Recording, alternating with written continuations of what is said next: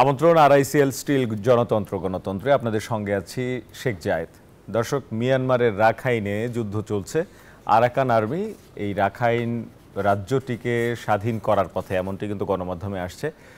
এরপর বাংলাদেশে যেটি বলা হচ্ছে যে জাতিসংঘের অনুরোধে বা জাতিসংঘের তত্ত্বাবধানে বাংলাদেশ থেকে রাখাইনে মানবিক সহায়তা পৌঁছানোর জন্য একটি করিডোরের আলাপ আলোচনা চলছে, যেটি এখন রাজনৈতিক ময়দানেও আলোচনার বিষয়। মির্জা ফখরুল ইসলাম আলমগীর বলেছেন, এই ধরনের করিডোর হলে রাজনৈতিক দলগুলোর সাথে অবশ্যই সরকারের আলোচনা করা উচিত আগে ভাগেই। জামায়াতের পক্ষ থেকেও এই ধরনের কথা বলা হয়েছে। তবে প্রধান উপদেষ্টার প্রেস সচিব শফিকুল আলম তিনি স্পষ্ট করেছেন যে তথাকথিত মানবিক করিডোর নিয়ে জাতিসংঘ বা কারো সঙ্গে কোনো আলোচনা হয়নি। আমরা আজকে কথা বলতে চাই এই যে রাখাইনের মানবিক করিডোর ও আমাদের নিরাপত্তা, এই ইস্যুতে। আপনারা জানেন যে 12.5 লাখের বেশি এই মিয়ানমারের বাস্তুচ্যুত নাগরিক এর মধ্যে বাংলাদেশে আছেন, যাদের সংখ্যা আগে ছিল 8 লাখ, 8.5 লাখ। জনসংখ্যা পরবর্তীতে বেড়েছে। গত কয়েকদিনে 1.5 লাখের বেশি বাংলাদেশে এসেছেন। সব মিলিয়ে এই যে করিডোরের কথা বলা হচ্ছে এবং আমাদের নিরাপত্তা ব্যবস্থা কি হবে, এই যে নানা ধরনের কথাবার্তা, চিন্তা, দুশ্চিন্তা, শঙ্কা, এই বিষয়গুলো নিয়ে আরেকটু বিস্তারিতভাবে জানার চেষ্টা করব। আপনাদের সঙ্গে আছি পুরো আয়োজন জুড়ে শেখ জায়েদ। আমার সঙ্গে 3 জন অতিথি আছেন। একজন জুমে যুক্ত আছেন মেজর অবসরপ্রাপ্ত এমদাদুল ইসলাম, মিয়ানমারে নিযুক্ত সাবেক কনসাল জেনারেল ও নিরাপত্তা বিশ্লেষক মেজর এমদাদুল ইসলাম। আপনাকে স্বাগত জানাচ্ছি। আর আমার সঙ্গে স্টুডিওতে আছেন 2 জন অতিথি। আছেন অধ্যাপক ডক্টর আমেনা মহসিন, আন্তর্জাতিক সম্পর্ক বিভাগ, ঢাকা বিশ্ববিদ্যালয়, আপনাকে স্বাগত জানাই। আছেন মুন্সি ফয়েজ আহমেদ, চীনে নিযুক্ত সাবেক রাষ্ট্রদূত কূটনীতিক, আপনাকে স্বাগত জানাই। আমরা যে প্রসঙ্গে কথা বলতে চাই, রাখাইনের মানবিক করিডোর আমাদের নিরাপত্তা, এই প্রসঙ্গ নিয়ে শুরুতে যেতে চাই মেজর অবসরপ্রাপ্ত এমদাদুল ইসলাম, আপনার কাছে। শুনতে পাচ্ছেন নিশ্চয়ই, আবারও স্বাগত জানাই আপনাকে। এই যে এখনকার যে পরিস্থিতিটি সৃষ্টি হলো, আপনি নিশ্চয়ই খোঁজ খবর রাখছেন। আপনার কাছ থেকে শুরুতে জানতে চাই যে মানবিক করিডোরটা হলে কীরকম হতে পারে এবং সেটি আদৌ সম্ভব কিনা। সেখানে এই মুহূর্তে আরাকান আর্মি হচ্ছে দায় দায়িত্বে, আমরা যতটুকু জানি বেশিরভাগ অংশ তাদের দখলে। তাদের সঙ্গে আমাদের কোনো যোগাযোগ স্থাপন সম্ভব হয়েছে কিনা, যোগাযোগ করতে হলে কিভাবে করা উচিত, আর মানবিক করিডোর আমরা কি আদৌ দিচ্ছি কিনা, এই আলাপ আলোচনা যতদূর গড়িয়েছে আপনি কি খোঁজ খবর রাখছেন মেজর এমদাদুল ইসলাম? ধন্যবাদ। আপনার স্টুডিওতে যে 2 জন আলোচক আছেন, আমি ওনাদের দুজন আমার অত্যন্ত সম্মান শ্রদ্ধার দুজন। আমি ওনাদেরকে সম্মান জানিয়ে I become so dare to talk in front of them. আমি ওনাদের এই শ্রদ্ধা রেখেই আমার বক্তব্যটা রাখছি। সেটা হচ্ছে, আমরা বেশ কিছুদিন থেকে, সপ্তাহ 2 থেকে 2 বা 3 থেকে সামাজিক যোগাযোগ মাধ্যমে আমরা ব্যাপকভাবে দেখছিলাম যে এটা আলাপ আলোচনা হচ্ছে যে আমাদের রাখাইন অঞ্চলে বাংলাদেশের সেনাবাহিনী যাচ্ছে, এক ধরনের গুজব। আবার এক ধরনের গুজব এই যে করিডোর হচ্ছে, আবার এক ধরনের গুজব আরাকান আর্মি বান্দরবনে ঢুকে পড়েছে। অনেক ছবি টবি যোগাযোগ সামাজিক যোগাযোগ মাধ্যমে আসছে। তারপরে আসছে আবার মানবিক করিডোর, এবং সেখানে নির্দিষ্ট করে জায়গাগুলিও বলা হচ্ছে যে শিলখালিকে বেস করে এই মানবিক করিডোর বা সেটা যেটা সেখানে রিপ্লেনিশমেন্টের জন্য একটা পথ খোলার চেষ্টা করা হচ্ছে, বা এগুলি সবগুলোর একটা ইতি টেনেছেন গত পরশুদিন আমাদের মাননীয় পররাষ্ট্র উপদেষ্টা যখন বললেন যে হ্যাঁ, উনি সেই নীরবতা ভঙ্গ করলেন। উনি বললেন যে আমরা একটা সম্মত সিদ্ধান্তে, এক্স্যাক্টলি কথাটা এইভাবে বলছেন সাংবাদিকদের সামনে, সম্মত সিদ্ধান্তে এসেছি যে একটা মানবিক করিডোর দেওয়ার জন্য। তবে আমাদের কিছু শর্ত আছে, সেই শর্তগুলো যদি পরিপালিত হয়, সেগুলো হয়, তখন এই করিডোরটা বাস্তবায়িত হবে। তখন এটা নিয়ে একেবারেই প্রেস হুমড়ি খেয়ে পড়লো, কি হবে করিডোর, কি হবে না হবে। আমরাও যারা মন্তব্য করি বা আলোচনা করি, তারাও কিন্তু শর্তগুলি কি না জেনে না শুনে আমরা কথাবার্তা কিছু কিছু করে বলা শুরু করলাম। এবং সেখানে একটা কথাই আমি ব্যক্তিগতভাবে সবচেয়ে বেশি এমফাসিস যেটা দিয়েছি, সেটা হচ্ছে ইভেন কি দেখেন, আমাদের পার্শ্ববর্তী দেশ দুটা মারমুখী হয়ে আছে, তারাও তাদের জাতীয় একটা সর্বদলীয় বৈঠক ডেকে সেখানে তারা বলছে যে তাদের সিদ্ধান্ত নিচ্ছে, সর্বদলীয় সিদ্ধান্ত নিচ্ছে কি হবে কি না করবে, কি হবে না হবে। অকপটে তারা পারস্পরিক সেখানে লেনদেন করছে। মতের অমিল থাকলেও তারা কিন্তু জাতীয় নিরাপত্তার ক্ষেত্রে তারা ঐক্যমত্যে পৌঁছে সিদ্ধান্ত নিচ্ছে। তো সেখানে এটাই ছিল আমাদের মূল তখন কথা।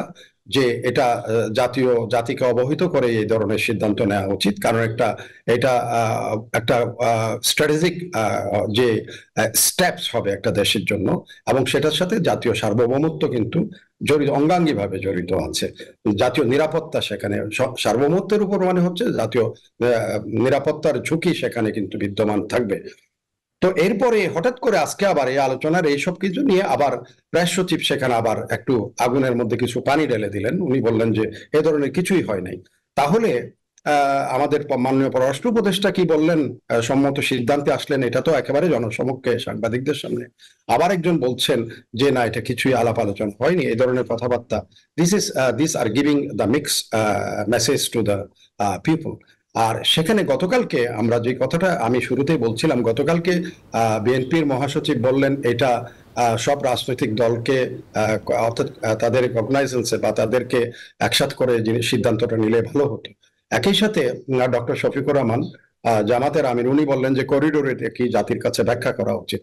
নাও আপনার প্রশ্ন, আপনি যে এখানে রাখাইনে খবরাখবর রাখার ব্যাপারে, রাখাইনে মানবিক করিডোরটার প্রশ্ন যখন আসছে তখন এটা আমাদের কাউকে বিশেষ করে আমাকে আশ্চর্য করেছে এই কারণে, 2012 সাল থেকে একেবারে সিটুয়ের উপকণ্ঠে, আমি এটা বহুবার বলেছি, 2 থেকে 2.5 লক্ষ মানুষকে সেখানে বন্দী, যে কনসেন্ট্রেশন ক্যাম্পে তারা আছে, যেটার উপর ভিত্তি করে ডক্টর আজিম ইব্রাহিম একটা বই লিখেছেন যে হিডেন জেনোসাইড ইনসাইড মিয়ানমার, এবং সেখানে সে বিস্তৃত করেছে কিভাবে তাকে $250 ঘুষ দিয়ে তাকে সেই কনসেন্ট্রেশন ক্যাম্পে ঢুকতে হয়েছে।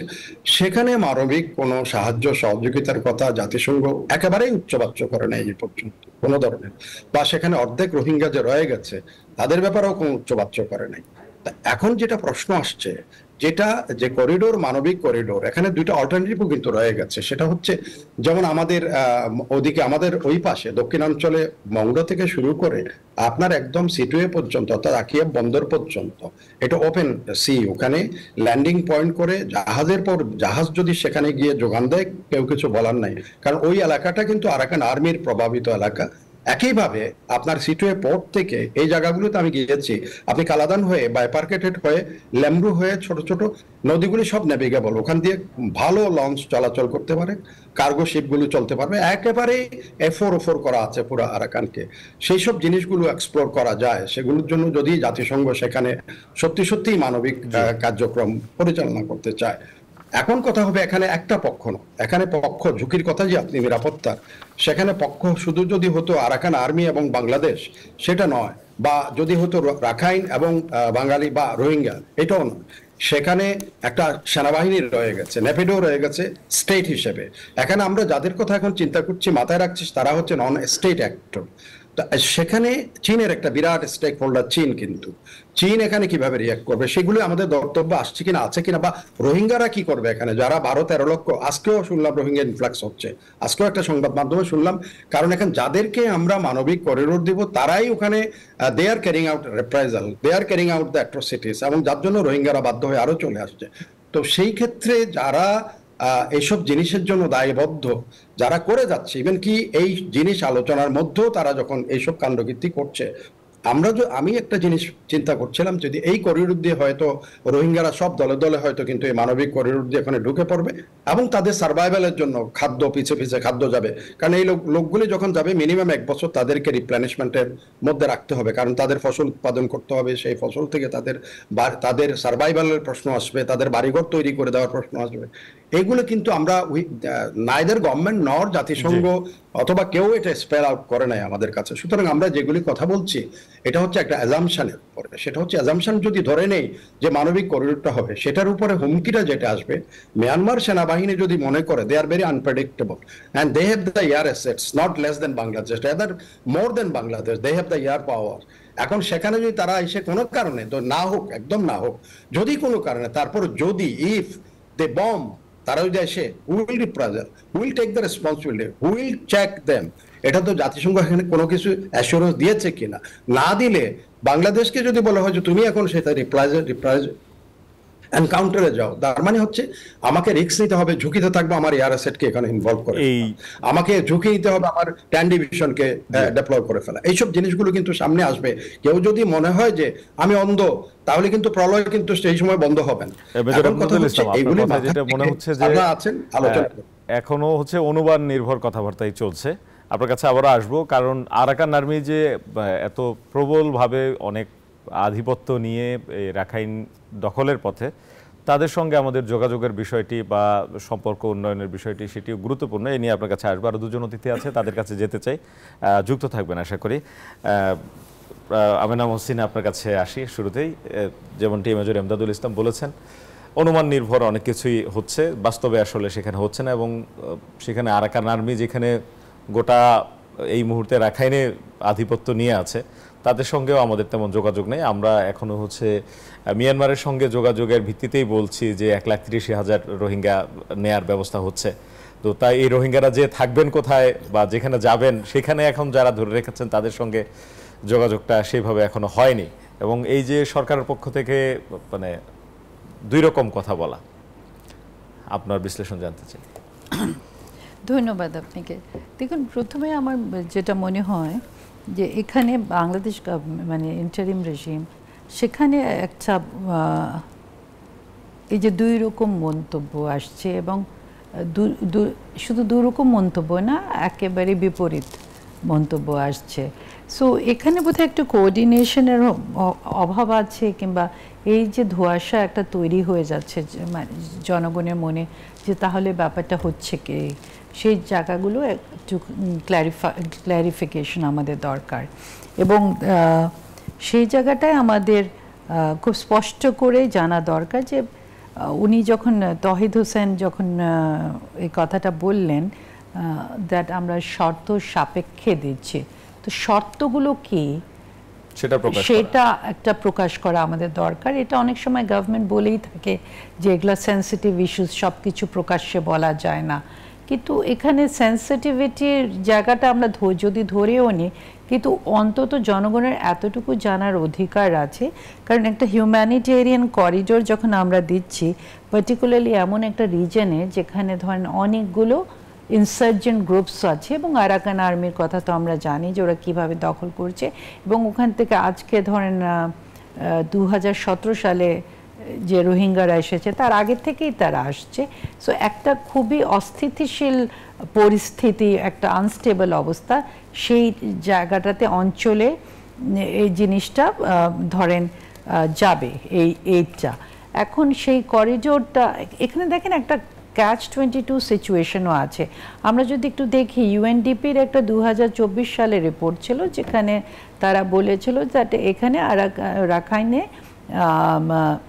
এই মার্চ এপ্রিল নাগাদ একটা দুর্ভিক্ষর মতো পরিস্থিতি হবে, এবং যেখানে এরকম ফুড সাপ্লাইজ যেগুলা ওদের নিজেদের ফুড ইয়েগুলো আছে, মাত্র 20%কে তারা সেটা কভার করতে পারবে, এবং সেরকম একটা ফ্যামিন সিচুয়েশন। এখন আপনি দেখেন দুদিকে তর্ক বিতর্ক করতে পারেন। আমরা নিজেরাই বলে থাকি যে সিকিউরিটাইজেশন অফ হিউম্যানিটেরিয়ান কজ, মানে যেগুলো মানবিক যে জিনিসগুলো, ইস্যুসগুলো, সেগুলোকেও আমরা নিরাপত্তার আদলে নিয়ে আসি, জাতীয় বা রাষ্ট্রের নিরাপত্তার আদলে নিয়ে আসি, সেটারও প্রয়োজন আছে। But at the same time এই যে মানবীয় যে একটা সহায়তা, সেটারও প্রয়োজন আছে। এবং পৃথিবীতে হিউম্যানিটেরিয়ান করিডোরস আরও জায়গায় আছে, ধরেন কঙ্গো বলেন, আপনি ইউক্রেন বলেন, গাজা বলেন, অনেক জায়গায় আছে, সেটা ইস্যু না। বাট জিনিসটা হলো কি, এই যে কনসার্নগুলো রেজড হচ্ছে, সেগুলোকে তো অ্যাড্রেস করতে হবে। এবং যেটা আপনি বলছিলেন প্রথম দিকে, যে একটা জাতীয় ঐক্য, মানে জাতীয় ঐক্যমত মানে কি একটা এখানে তো ইটস নট পসিবল যে আমি সবার সাথে কথা বলছি, বাট অ্যাটলিস্ট প্রধান যে রাজনৈতিক দলগুলো আছে সেখানে এক ধরনের আলোচনাটা দরকার ছিল, বা ডিসকাশনটা দরকার ছিল। এবং এই মানে যে কথাটা বারবার তোলা হচ্ছে, এই হিউম্যানিটেরিয়ান করিডোরটা কে গ্যারান্টি করবে? এটার মাধ্যমে সিদ্ধান্ত যদি না হয়ে থাকে, তাহলে এখনো তো সময় আছে। ডেফিনেটলি, যেহেতু মানে প্রেস সচিব বলছেন যে এই ধরনের কিছু হয়নি এখনো। হ্যাঁ মানে সময় তো আছে, এবং ধরেন এটা জাতিসংঘ কি আমাদের মানে এখানে যে আমাদের যে দেখেন এখানে আমি আবার একটুখানি বলে নিই জিনিসটা, যখন আমি বলছি দ্যাট সিকিউরিটাইজেশন অফ হিউম্যানিটেরিয়ান ইস্যুস, এখানে আমাদের যে বাংলাদেশে যে নাগরিক আছে তাদের নিরাপত্তাটাও যেরকম আমাদের কাছে ইম্পর্টেন্ট, রোহিঙ্গাদের নিরাপত্তাটাও ইম্পর্টেন্ট। সো এরকম একটা করিডোরের মাধ্যমে যদি মানে এখান থেকে কী আসা যাওয়া করবে, আর এখানে তো অন্যান্য ধরেন পথও আছে, সি রুটসগুলো তো ওপেন আছে, তো সি রুটসগুলোর মাধ্যমে কেন ওগুলোকে কেন ব্যবহার করা হচ্ছে না, সেটা কিন্তু একটা বড় প্রশ্ন থেকে যায়। এবং তাহলে এমন যদি হয় যে হ্যাঁ এর বিনিময়ে যদি আমাদেরকে তারা গ্যারান্টি দেয় যে তারা রোহিঙ্গাদেরকে আসবে না এবং তারা ফেরত নেবে, এবং আরাকান আর্মির সাথে একটা কথাবার্তার বা এক ধরনের নেগোসিয়েশনসে যদি আমরা যেতে পারি, সেটা দেখেন প্রত্যেকটা যেটা আমি বলছি প্রত্যেকটা হাইপোথেটিক্যাল, কিন্তু তাহলে ধরেন একটা আমাদের ক্ষেত্র বা একটা ক্যানভাস তৈরি হয়ে যায়। বাট আমি ব্যক্তিগতভাবে সব কিছুকে ওই রাষ্ট্রীয় নিরাপত্তার বা ইয়েতে না দেখে আমার মনে হয় এটাতে মানবীয় দিকটাও আমাদের দেখা দরকার। বাট মানবীয় দিকটা করতে মানে সেই জায়গাটাতে মানে এটাকে না আমি বাইনারি হিসাবে দেখতে চাই না যে দুভাগে মানে একদম টোটালি বিভাজ্য কিংবা একেবারেই আলাদা। মানে আমি মানব নিরাপত্তাটাও দিতে পারি আমার রাষ্ট্রীয় নিরাপত্তাটা নিশ্চিত করে। সো এই দুইটাকে আমি কেমন করে ব্যালেন্স করব সেটাই আমার এখন দেখা দরকার। ধন্যবাদ আপনাকে মুন্সিফ ফয়েজ আহমেদ। গলার কাটা যেন না হয়, যেমন এখন যে 12.5 লাখ আমরা নিয়ে বসে আছি, যারা আন্তর্জাতিক সহায়তা সংস্থা তারা খাদ্য সহায়তা বন্ধের ঘোষণা দিচ্ছেন, তো তাদেরকে আমরা মানবিক কারণেই আশ্রয় দিয়েছি, দিয়ে এখন আমরা চিন্তায় পড়ে গেছি। আরেকটা হচ্ছে সেই এলাকার মানুষও অনেকদিন ধরে ভোগ করছেন, যে যন্ত্রণা ভোগ করছেন, তারা যখন বের হয়ে অপরাধগুলো করছে বা বের হয়ে আমরাও ভোগ করছি বিভিন্ন পাসপোর্ট অফিসে যে তারা বাংলাদেশি পাসপোর্ট নিয়ে দেশে বিদেশ যাওয়ার চেষ্টা, এই ধরনের নানা যন্ত্রণা এতদিন ধরে আমরা ভোগ করে আসছি। এখন শ্রমিকের মজুরি কমে যাচ্ছে, এখন যে মানে ভয়টা হচ্ছে এই জায়গায় যে আমরা আবার নতুন করে করিডোর দিতে যে উল্টো স্রোত আসে কিনা, আপনার ব্যাখ্যা জানতে চাই। বিষয়টি আসলে একটি সমস্যাপূর্ণ বিষয়। এখানে যেমন মানবিক অ্যাপিলের কথা বলা হচ্ছে এবং সেটার প্রতি আমরা সবসময় মানবিকতা দেখিয়ে এসছি, আমাদের একটা রেকর্ড আছে, সেই জন্য আমাদের কাছে হয়তো বেশি করে আসে। সুতরাং সেটা যেমন আছে, সাথে সাথে আমাদের যে ঝুঁকিগুলো আছে সেগুলো চিন্তা করতে হবে, যেগুলো আগের আলোচকরা যে কথাগুলো বলেছেন। তো আমার মনে হয় যে প্রথম কথা হচ্ছে যে আমাদেরকে ভালো করে জানতে হবে। যেটা প্রথমে আপনি শুরু করলেন যে কথাটা দিয়ে, সেইটা আমি সেখানেও একটু আমিও আসতে চাই যে প্রেস সচিব এই কথা কিভাবে বলেন যে জাতিসংঘ বা কারোর সাথে আলোচনা হয়নি, অথচ এদিকে উপদেষ্টা বলছেন যে তাদের সাথে আলাপ আলোচনা হয়েছে এবং মোটামুটি আমরা সম্মত আছি শর্ত সাপেক্ষে। কি বলা হয় যে নীতিগত সম্মতি আছে, কিন্তু শর্ত সাপেক্ষে এটা বাস্তবায়ন হবে। সেই শর্তগুলো কি আমাদের জানা দরকার। কিন্তু প্রেস সচিব এই কথা বলে জিনিসটাকে একেবারে ঘোলাটে করে ফেলেছেন। তার মানে একজন মিথ্যা কথা বলছেন বা একজন ভুল বলছেন, সেটা তো আমরা ইয়ে করি না, আমরা সেইটা ভাবতে চাই না। তার ফলে পুরো সরকারকেই একটা তার ক্রেডিবিলিটিকে পুরোপুরি নষ্ট করে দিল। এবং এটা আজকে প্রথম ঘটনা নয়, বিভিন্ন ক্ষেত্রে এই ঘটনাই ঘটে আসছে। প্রেস সচিব একটা কথা বলেন এবং সেটা নিয়ে পরে বার হয় যে এইগুলোর কথার মধ্যে ঠিক নেই। সুতরাং আমার মনে হয় সরকারকে ওই দিকেও খেয়াল দিতে হবে যে এরকম কথাবার্তা বলে লাভ নাই। কিন্তু আমরা আগের থেকে শুনে আসছিলাম, প্রথম যখন গুটেরেস এসেছিলেন এখানে মহাসচিব জাতিসংঘে, তখনই কিন্তু এই করিডোরের কথা উঠেছিল, কিন্তু তখন আমরা যে সম্মত হয়েছে এই কথা আসেন। এখন গত 3-4 দিন আগে আমাদের পররাষ্ট্র উপদেষ্টা এই কথাটি প্রেসের সামনে বলেছেন। সুতরাং নিশ্চয়ই উনি তো আর বানিয়ে বলেন নাই, আর ওনার বরং উনি না যদি বলা প্রয়োজন না হয়তো উনি বলতেন না, কিছু একটা ঘটেছে বলেই তো উনি বলেছেন। সুতরাং সেটাকে অবিশ্বাস করার মতন কোনো কারণ নাই। কিন্তু কি হয়েছে সেটা পুরোপুরি আমরা জানি না, এবং এর ফলে আবার এই যে প্রেস সচিব এগুলো বলাতে মানে পুরো জিনিসটা ঘটেছে পরিষ্কার না হওয়ার কারণে নানা শঙ্কা, সেটা তো আছেই। তারপরে আবার প্রেস সচিব এই কথা বলেন, তার ফলে মানুষ আরো বেশি অস্থির হয়ে যাবে। তো সুতরাং এখন সরকারের একেবারে সরকারের উপরে এটা ফরজ হয়ে গেছে যে সবাইকে, বিশেষ করে আমাদের রাজনৈতিক Political stakeholderদেরকে ডেকে তাদেরকে ডেকে তাদের সাথে আলাপ আলোচনা করা এবং তাদের মতামত নেওয়া এবং যতটুকু সম্ভব তাদের সাথে শেয়ার করা একটা জিনিস। আর আমরা যদি শেষ পর্যন্ত চিন্তা করি যে না এটা দিতে হবে, দেওয়া প্রয়োজন, এটা দিলে আমাদের কোনো লাভ হতে পারে, যেমন আমরা মনে করতে পারি যে এইটার মাধ্যমে আমরা এখানে যারা আটকা পড়ে আছে তাদেরকে ফেরত দেওয়ার একটা বক্তব্য আমরা নতুন করে আবার তুলে ধরতে পারবো, একটা সুযোগ তৈরি হবে। তো সেই জন্য আমরা হয়তো এই ঝুঁকিটা নিতে রাজি হব, কিন্তু ঝুঁকি নিতে হলেও কতগুলো জিনিস নিশ্চিত করে। এক নম্বর হলো যে এই পুরো জিনিসটা যেহেতু আমাদের দেশের উপর দিয়ে যাবে, সেই কোথা দিয়ে যাবে, কে যাবে, কি যাবে, সমস্ত ইনফরমেশন আমাদের একেবারে সবসময় ক্লিয়ার থাকতে হবে, নিশ্চিত থাকতে হবে যে আমরা সব জানি। 2 নম্বর হলো এর উপরে নিয়ন্ত্রণ, আমাদের পূর্ণ নিয়ন্ত্রণ থাকতে হবে, অন্য কারো কোনো নিয়ন্ত্রণ, অন্যদেরকে আমরা সহযোগিতা করছি কিন্তু নিয়ন্ত্রণটা আমাদের হাতে থাকতে হবে। আমরা যদি বলি যে না এখন আজকে বন্ধ, তাহলে আজকে বন্ধ হবে। তো সেই রকম, এবং আমরা দরকার হলে স্থায়ীভাবে অথবা অস্থায়ীভাবে বন্ধ করে দিতে পারি যে কোনো সময়। তো সেই রকম যদি আমাদের সেগুলো নিশ্চিত করবার সুযোগ যদি আমাদের থাকে তাহলে সেটা নিশ্চিত করতে হবে। সেটা যদি নিশ্চিত না করা যায় তাহলে এর মধ্যে আমাদের ঢোকাটা উচিত হবে না। তার কারণ যেটা এই এলাকাটা তো অত্যন্ত সংবেদনশীল একটি এলাকা, স্পর্শকাতর একটা এলাকা। তো সুতরাং সেখানে যদি এই করিডোরের বাইরে ছড়িয়ে পড়ে আর এটার মধ্যে দিয়ে যদি যেসব জিনিস আনার কথা না মনে করি আমরা, সেগুলো যদি আসা যাওয়া করে, যেমন অস্ত্রশস্ত্র, মাদক, সৈন্যবাহিনী, সেনা সদস্যরা এরা যদি যাতায়াত শুরু করে, এইসব জিনিস যদি আসা যাওয়া করে তাহলে তো ঝুঁকি হয়ে গেল। সুতরাং আমাদের নিশ্চিত করতে হবে যাতে এগুলো না হয়।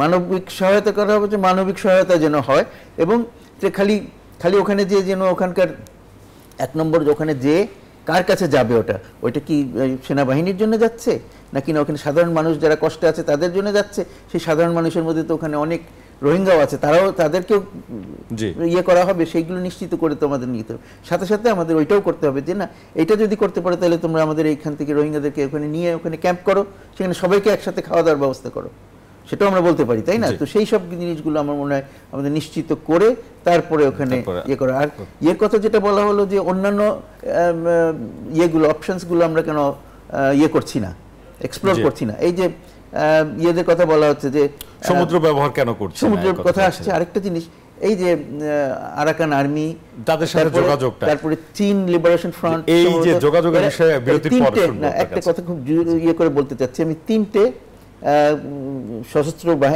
গ্রুপ আছে, তারা একসাথে হয়ে 3 ব্রাদারহুডস বলে একটা ইয়ে তৈরি করেছে এবং তারা এই যুদ্ধটা করছে।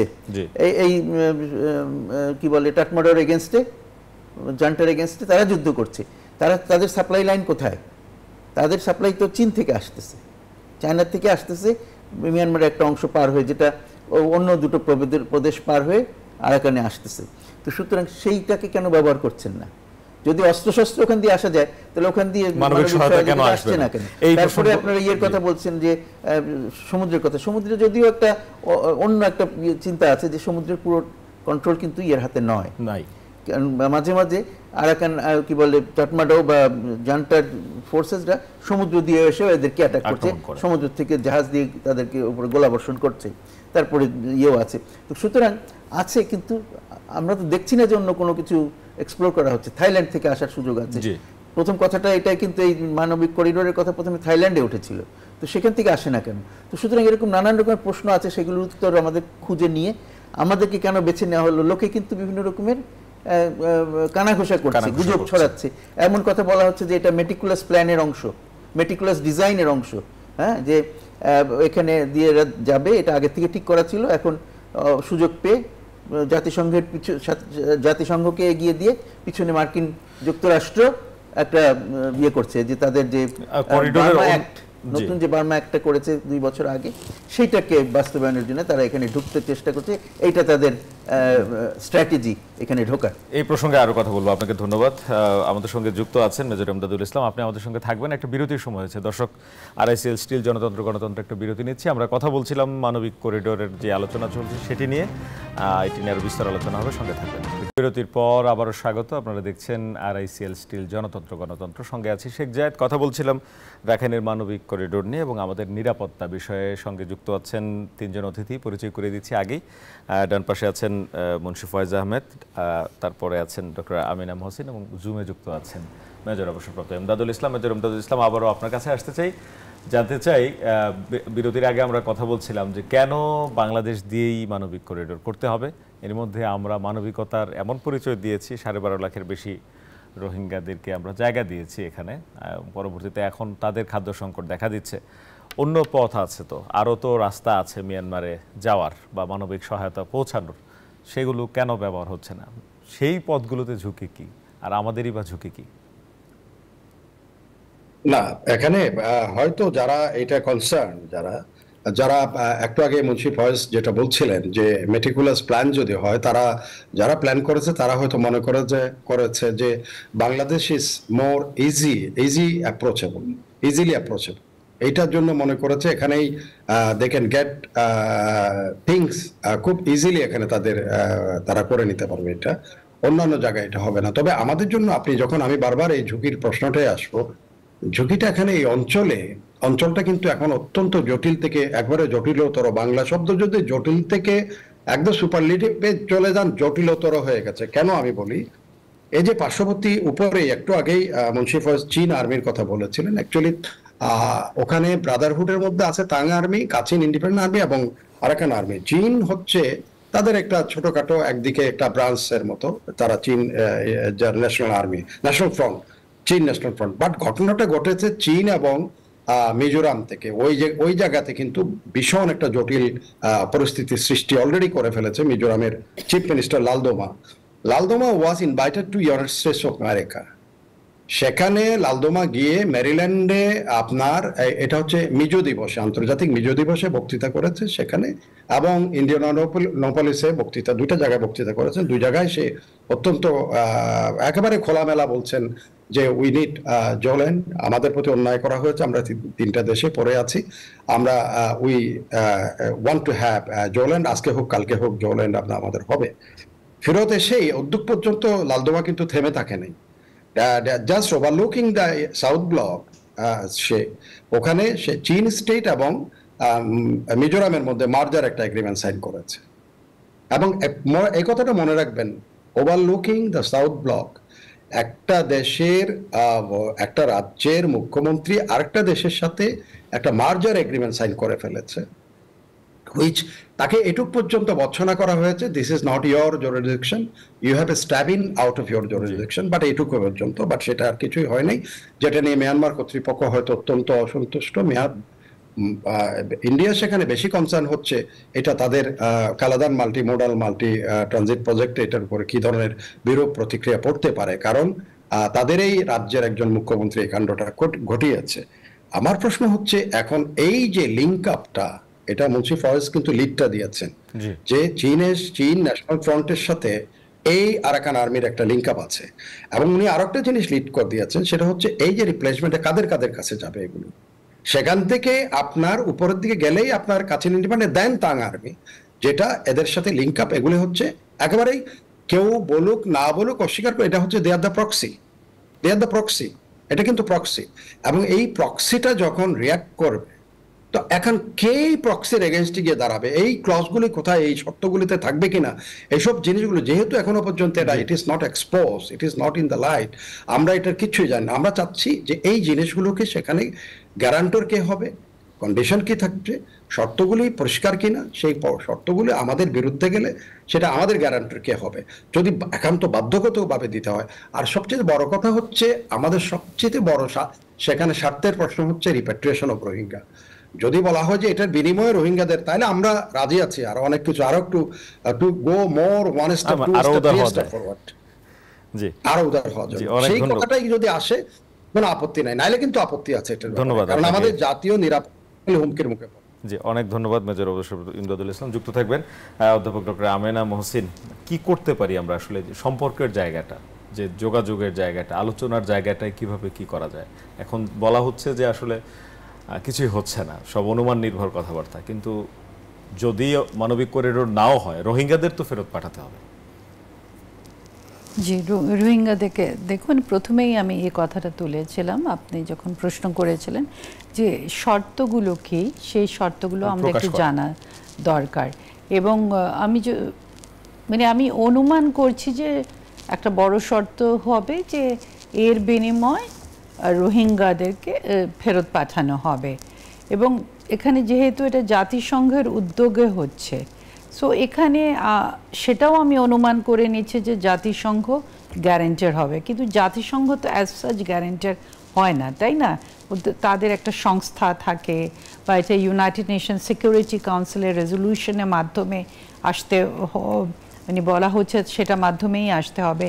তা যদি আসতে হয় সেখানে রাশিয়ার কি ভূমিকা থাকবে, সেখানে চীনের কি ভূমিকা থাকবে, এগুলো কিন্তু আমরা এখনো কিছু জানি না। সো একেবারেই প্রাথমিক একটা জায়গাতে আমরা আছি। কিন্তু আপনার প্রশ্নটা আরেক ধাপ আগিয়ে, যে যারা রোহিঙ্গারা আছে তাদেরকে তো ফেরত পাঠাতে হবে এখন। হ্যাঁ, এবং রোহিঙ্গারাও কিন্তু এখন ফেরত যেতে চায়। সো এরকম একটা অবস্থায় যেটা আমার মনে হয় যে মানে বাংলাদেশ সরকার, যে এখানে আমাদেরকে তো এই বাস্তবতাটা স্বীকার করে নিতে হবে যে ওখানে আরাকান আর্মির একটা বিরাট ভূমিকা আছে। যদি আমি ধরেও নিই যে ভবিষ্যতে মিয়ানমার স্টেটের কাঠামোগত পরিবর্তন আসতে পারে, একটা হতে পারে যেটা মিয়ানমার স্টেট ভেঙে যেতে পারে, আরেকটা হতে পারে যে একটা ফেডারেল সিস্টেমের দিকে চলে যেতে পারে। যদি ফেডারেল সিস্টেমের দিকেও যদি চলে যায় তাহলেও তো আরাকান আর্মি যারা, তাদের একটা বিরাট ভূমিকা বা প্রভাব থাকবে, আধিপত্যটা থাকবে।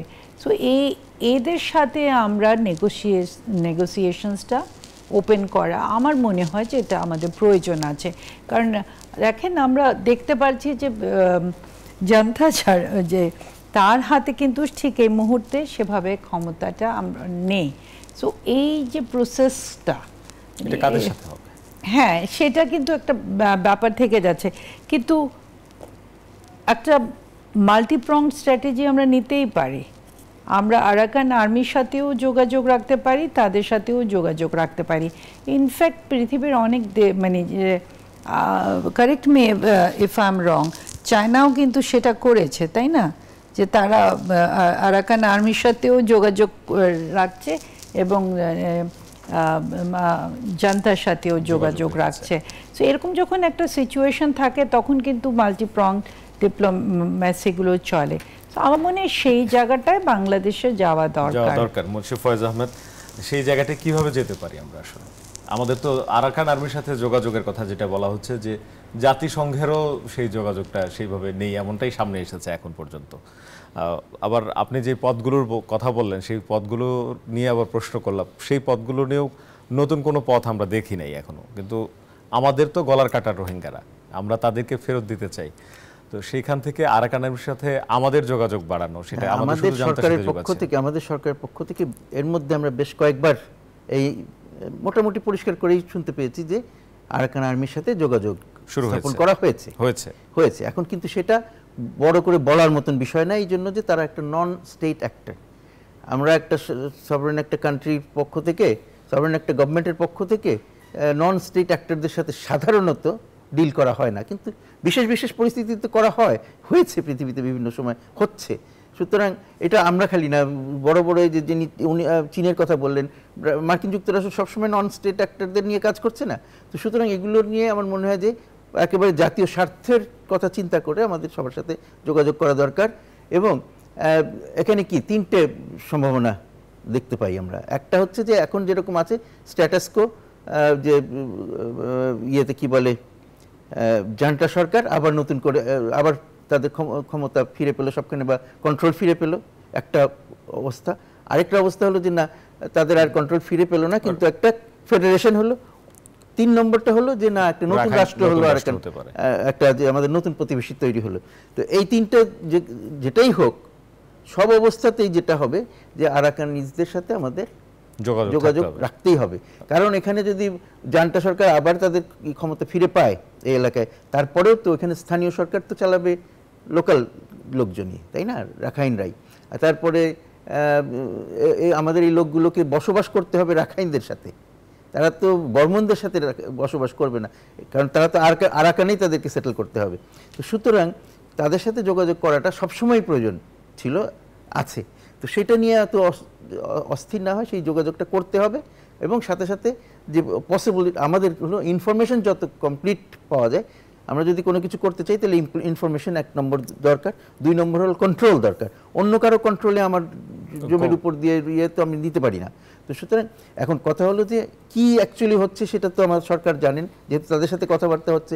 যদি আমাদেরকে উপর জোর করে চাপিয়ে দেওয়া হচ্ছে কিনা এবং আমরা সেটা বাধ্য হয়ে গ্রহণ করছি কিনা, যে ওই যে মেটিকুলাস ডিজাইনের অংশ হিসাবে, সেটা হলো একরকম। আর তা যদি না হয়, আমাদের উচিত সবার সাথে খোলাখুলি আলাপ করা, দেশের ভিতরে আমাদের রাজনৈতিক স্টেক হোল্ডার্স আছে তাদের সাথে আলাপ আলোচনা করা, তাদেরকে জানানো, তাদের কাছ থেকে পরামর্শ নেওয়া।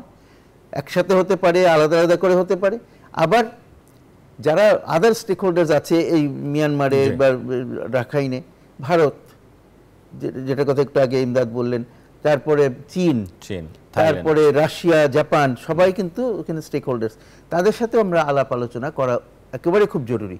যে তাদের সাথে আলাপ করলে দুটো জিনিস হবে। একটা হলো যে তাদের কোনো রকমের আপত্তি আছে কিনা, কি ব্যাপারে তাদের আপত্তি, তারা আমাদেরকে কোনো পরামর্শ দেয় কিনা, সেগুলো গুরুত্বপূর্ণ আমাদের সিদ্ধান্ত নেওয়ার ব্যাপারে। আরেকটি হলো তারা আমাদেরকে এমন কিছু খবরও দিতে পারে যে খবরটা আমাদের কাছে হয়তো অন্য যাদের সাথে আমরা আলাপ করছি তারা দিচ্ছে না। তো সেটাও আমাদের জন্য গুরুত্বপূর্ণ হবে সিদ্ধান্ত নিতে। সুতরাং এই জিনিসগুলো করা দরকার। আরেকটি কথা হলো যে যদি একটা এর মধ্যে দুটো জিনিস আসছে যেটা আমাকে খুব বিভ্রান্ত করছে। একটা হচ্ছে কোথাও একটা ইউটিউবে দেখলাম মহাসচিব, জাতিসংঘের মহাসচিব নাকি বাংলাদেশকে আরও 1.5 লাখ রোহিঙ্গাকে নেওয়ার জন্য অনুরোধ করেছেন। মানে কোথায় উল্টোটা হবে সেটা না করে এদিকে আবার আরও লোক এগিয়ে দেওয়ার জন্য জাতিসংঘের মহাসচিবের কেন এত ঠেকার পড়লো কেন? কিন্তু কেন? যদি এটা হয় এটা কি সত্যি, এটা আমাদের জানা দরকার। 2 নম্বর হলো যে আরাকান আর্মি কি, এটা আরেক কোনো জায়গায় দেখেছি, আরাকান আর্মি 7টা শর্ত দিয়েছে রোহিঙ্গাদের ফেরত নেওয়ার ব্যাপারে। ঠিক আছে, এটা কিন্তু এটা যদি সত্যি হয় তাহলে এটা একটা পজিটিভ মুভ, যে তারা নিতে রাজি আছে, কিন্তু তারা কতগুলো শর্ত দিচ্ছে, শর্তগুলো কঠিন। আমাদের একটা কথা কেউ কেউ বলেছে যে এটার মধ্যে 1 নম্বর হলো যে আইন শৃঙ্খলা পরিস্থিতি পুরোপুরি যতক্ষণ পর্যন্ত না স্টেবল হবে ততক্ষণ পর্যন্ত কিছু করা যাবে না। এই প্রসঙ্গে কথা বলবো, একটা বিরতি নিচ্ছি, কারণ আমরা আরাকানে যেটি দেখছি যে আরাকান আর্মির তৎপরতা এখনো রোহিঙ্গাদের পক্ষে না এখন পর্যন্ত যেটি দেখছি। এই প্রসঙ্গে কথা বলবো বিরতির পর। আমাদের সঙ্গে যুক্ত থাকুন দর্শক, একটু বিরতি নিচ্ছি, ফিরছি একটু। দেখছেন RICL স্টিল জনতন্ত্র গণতন্ত্র। কথা বলছিলাম রাখাইনের মানবিক করিডোর নিয়ে, আমাদের নিরাপত্তা পরিস্থিতি নিয়ে। যুক্ত আছেন 3 জন অতিথি, আমাদের সঙ্গে যুক্ত আছেন মেজর অবসরপ্রাপ্ত ইমদাদুল ইসলাম। আবার আপনার কাছে আসতে চাই, আরাকান আর্মির যে অবস্থান সেটি হচ্ছে আগের অবস্থান ছিল, তারা রোহিঙ্গাদেরকে নিজেদের দেশের নাগরিক মনে করে, তারা রোহিঙ্গাদের প্রতি সহমর্মী। কিন্তু পরবর্তীতে রোহিঙ্গারা যখন মিয়ানমার সেনাবাহিনীর হয়ে যুদ্ধ শুরু করলো, এবং তখন দেখলাম যে আরাকান আর্মিও রোহিঙ্গাদেরকে বিভিন্নভাবে তাড়ানোর চেষ্টা করছে। এই যে অবস্থা, এই অবস্থার মধ্যে আসলে আমরা যোগাযোগটা কিভাবে করব, বা আমাদের যোগাযোগ বৃদ্ধিটা কিভাবে হবে? স্বার্থ তো আমাদের আছে যে আমরা রোহিঙ্গাদের ফেরত পাঠাতে চাই। ধন্যবাদ। আসলে আপনি এটা ঠিকই বলেছেন। ইনিশিয়ালি আরাকান আর্মির যেটা মিলিটারি যারা তাদের কমান্ড কাউন্সিল তো বলবো না, তাদের যে চিফ অফ আর্মি স্টাফ সোকল, তার একটা লিফলেট সেখানে সে নিজেই দিয়েছিল, ছড়িয়েছিল, এবং প্রথম আলোর সাথে সম্ভবত ইফ আই ডোন্ট গো রং, যে প্রথম আলোর সাথে একটা তাদের ইন্টারভিউ হয়েছিল, সেখানেও সে বলেছিল যে রোহিঙ্গাদের আমরা আমাদের দেশের আমরাও একটা ইন্টারভিউ করেছিলাম টেলিভিশনে, তখন উনি বলেছিলেন। জি বলেছেন। কিন্তু এর ভিতরে মিয়ানমার সেনাবাহিনী খুব, আমি বলবো যে এটা ভেরি শ্রুটলি তারা একটা স্টেপ নিয়েছে যেখানে আমাদের ফেলিওর আছে। আমাদের ফেলিওর আমি বলবো যারা আমাদের এগুলি মনিটরিং করার কথা, যেহেতু আমরা স্টেক হোল্ডার হয়ে গেছি, ইচ্ছায় হোক অনিচ্ছায় হোক, যেহেতু 12-13 লক্ষ মানুষ আমাদের দেশে আছে, তাদের যদি স্বার্থের দিকে তারা যদি এমন কোনো কর্মকাণ্ডে জড়িয়ে পড়ে যেটা আমাদের জন্য একটা সমূহ বিপদ বা একটা সমস্যা সৃষ্টি করতে পারে, সেদিকে আমরা নজর দেইনি। That is our failure. কারণ হচ্ছে কি, মিয়ানমার সেনাবাহিনী যখন রোহিঙ্গাদেরকে এলিওর করে, তাদেরকে নাগরিকত্ব দেওয়ার কথা বলে, তাদের সমান সুযোগ সুবিধা দেওয়ার কথা বলে, যখন তাদেরকে অস্ত্র হাতে তুলে দিচ্ছে, তখন কিন্তু আমরা রোহিঙ্গাদেরকে সেখান থেকে নিবারিত করার জন্য খুব বেশি যে আমরা প্রচেষ্টা গ্রহণ করেছি, এটা কেউ স্বীকার করুক আর না করুক, আমরা সেরকম কোনো প্রচেষ্টা গ্রহণ করেছি বলে আমার জানা নাই। যার জন্য যখন এই রোহিঙ্গারা অস্ত্র হাতে পেয়ে আরাকান আর্মির বিরুদ্ধে যখন যুদ্ধে রত হয় বা লিপ্ত হয়, তখন আরাকান আর্মি সেটাতে তারা রিয়াক্ট করে। যে এর ফলটা হচ্ছে এখনো এই যে তারা আরাকান আর্মি এখন যে রোহিঙ্গাদের বাড়িঘরে সেখানে যেহেতু তারা এখন দে আর at large, তারা দে আর উইল নাও, এখন তারা বাড়িঘরগুলোকে আক্রমণ করতেছে, সেখান থেকে বিতরণ করছে। এই যে আরো বলছে আমরা 1,13,000 আসছে, এরা চলে আসতেছে। তো এখন যোগাযোগের বিষয়টা হচ্ছে সেখানে, এটা আমার যেখানে সুযোগ হয়েছে আমি বিভিন্ন স্তরে বলেছিলাম যে এক ধরনের তাদের সাথে যোগাযোগের জন্য জিনিস হচ্ছে সেটা তাকে একটা ফোর্স, যে এর পেছনে একটা ফোর্স আছে যেটা তোমার জন্য কষ্টকর হজম করা, তুমি যদি আলোচনায় আসো, এই ধরনের যদি তাদের প্রেসার গ্রুপ থাকে। একই সাথে তাদেরকে এই যে করিডোরের কথা, এটার মাধ্যমে নিশ্চয়ই আলোচনা হয়েছে, আমি নিশ্চিত যে তাদের সাথে একটা আলাপ আলোচনা, তাদের সাথে একটা ওপেন আপ আছে। সেই সূত্রে দিয়েই এখন রোহিঙ্গাদের ফেরত নিলেই তারা বাকি সাহায্য সহযোগিতা পেতে পারে, এই ধরনের কথা হয়তো আলোচনা আসতে পারে, সেটাই যোগাযোগের মাধ্যম হতে পারে। ধন্যবাদ আপনাকে মেজর ইমদাদুল ইসলাম আমাদের সঙ্গে যুক্ত থাকার জন্য। অধ্যাপক ডক্টর আমেনা মহসিন, একই প্রশ্ন, যোগাযোগ এগিয়ে নিব কিভাবে? দেখুন, প্রশ্নটা না খুবই কঠিন, কারণ জিনিসটা হলো কি খুবই কমপ্লেক্স একটা সিচুয়েশন। ওখানে শুধু আরাকান আর্মি না, ধরেন ওখানে তো রাখাইন পপুলেশনও আছে, এবং রাখাইনদের সাথে আরাকান আর্মির একটা রাজনৈতিক উইংও আছে। হ্যাঁ, এবং ধরেন যে যারা রাখাইন পপুলেশন আছে, এমন না যে তারা খুবই সিম্প্যাথেটিক টুয়ার্ডস দ্য রোহিঙ্গা, মানে ওদের একটা মেইন জায়গা হলো ওরা রোহিঙ্গা আইডেন্টিটিটাই মেনে নিতে চাচ্ছে না। মানে সেটা একটা ওদের মানে এখন পর্যন্ত আমরা যা দেখছি ওদের একটা ক্রিটিক্যাল মানে আপত্তির জায়গা। সো এরকম একটা পরিস্থিতির মধ্যে ধরেন আর ওদের ফেরত যাওয়াটা, নিরাপত্তার ব্যাপারগুলো, এগুলো সবই কিন্তু ইস্যুসগুলো একটু ঘোলাটে থাকে। সেই জন্য মানে আমি আবারও ওই জায়গাটাতেই ফেরত যাব, যেটা আমি প্রথমেই বলেছিলাম, যে এইটা আমাদেরকে কিন্তু অস্বীকার করলে হবে না যে এটা একটা মানবিক বিপর্যয়।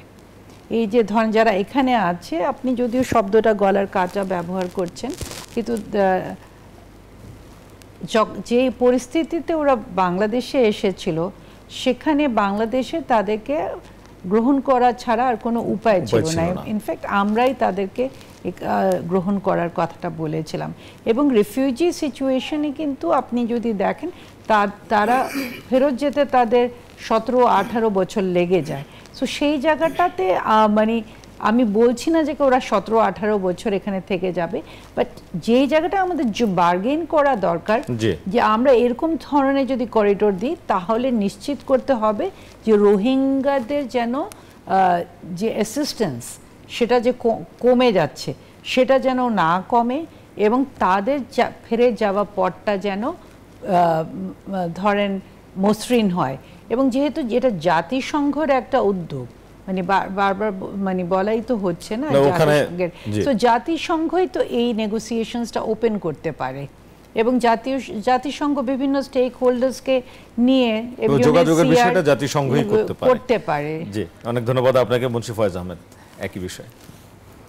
যোগাযোগটি ইতিমধ্যে হচ্ছেই, সেটা আমরা সবাই বুঝতে পারছি, কিন্তু সেই যোগাযোগটাকে আরো ফলপ্রসূ কিভাবে করা যায়, আমার মনে হয় সেই বিষয়টি এখানে, সেই জন্য ওই কথাটি আমি আনলাম, যে কোনোখান থেকে জানা গেল যে আরাকান আর্মি কিছু শর্ত দিয়েছে যে কিভাবে, তো সেইগুলো নিয়ে আমরা মনে হয় যে আলাপ আলোচনা শুরু করার, সিরিয়াসলি আলাপ আলোচনা শুরু করার একটা উদ্যোগ নিতে পারে আমাদের সরকার।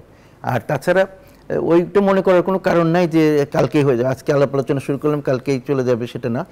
তবে যেটা কি বলে জাতিসংঘের মহাসচিব বলে গেছেন, সেরকম যদি তাদের সিরিয়াস কোনো প্ল্যান থাকে, তাহলে আমরা হয়তো জানতে পারবো যে না আগামী ঈদ কোথায় করবেন, কিন্তু আমার মনে হয় না যে সেরকম কিছু আছে। সুতরাং এটা একটু দীর্ঘসূত্রিতা হবেই, এবং এই যুদ্ধ পরিস্থিতি কোন দিকে যায় সেটাও খেয়াল করতে হবে। ইতিমধ্যেই তো আমরা শুনেছি যে 17টা বড় শহরের মধ্যে 14টাই হলো আরাকান আর্মির দখলে। ইরাবতী পত্রিকার একটা নিবন্ধ পড়ছিলাম, সেখানে বলা হচ্ছে 2025 রাখাইনের স্বাধীনতার বছর হতে পারে। এখন এই যে রাখাইনের স্বাধীনতার কথা বলা হচ্ছে, রাখাইন এরা কি সত্যি সত্যি স্বাধীনতা চেয়েছে? ওপেনলি কোথাও আমরা জানতে পেরেছি তারা স্বাধীনতা চায়? আসলে তো তারা তো স্বায়ত্ত শাসনের জন্য যুদ্ধ করছে, এবং বেশিরভাগ যে সশস্ত্র গোষ্ঠীগুলো আছে সবাই কিন্তু স্বায়ত্তশাসনের জন্য একটা ফেডারেল স্টেটের জন্য চেষ্টা করছে। তো সুতরাং সিনারিও অ্যাকচুয়ালি ওইটা যে ফেডারেল বা নন ফেডারেল, কিন্তু স্বাধীনতার কথা যেহেতু এখন আসছে আর জোর করে যদি সেটা চাপিয়েও দেওয়া হয়, কারণ ওই যে আবার সেই মেটিকুলাস ডিজাইনে চলে যাই আমরা, যে না একে আরাকানকে স্বাধীন করে ছাড়া হবে যাতে ওখানে একটা ফুটহোল্ড তৈরি হয়, অন্য কোনো বাইরের কোনো শক্তির ওখানে একটা ফুটহোল্ড তৈরি হয়। এগুলো কিন্তু মাথায় রাখতে হবে, যেহেতু মানুষ বলছে যখন, সুতরাং কিছু আছে কিনা সেটা দেখা দরকার। আরেকটি কথা এখানে ছোট্ট করে বলতে চাই, সেটা হচ্ছে যে মার্কিন যুক্তরাষ্ট্র সত্যি যদি এরকম কোনো ডিজাইন থাকে, মেটিকুলাস ডিজাইন, তাহলে আমাদের বেশি সতর্ক হতে হবে, এই জন্য যে তারা যেখানে যেখানে গেছে তারা বেশিরভাগ জায়গায় যুদ্ধ হেরেছে এবং অবস্থা যা ছিল তার চেয়ে আরো খারাপ করে পালিয়ে গেছে, তাদের অবস্থা খারাপ হয়েছে, আরো খারাপ করে পালিয়ে গেছে। অনেক ধন্যবাদ আপনাকে। কথা বলছিলাম দর্শক রাখাইনের মানবিক করিডোর নিয়ে। আজকের আলোচনা এখানে শেষ করছি। পরবর্তীতে এই বিষয়ে নিশ্চয়ই আরো বড় পরিসরে আলোচনা হবে। ভালো থাকবেন সবাই।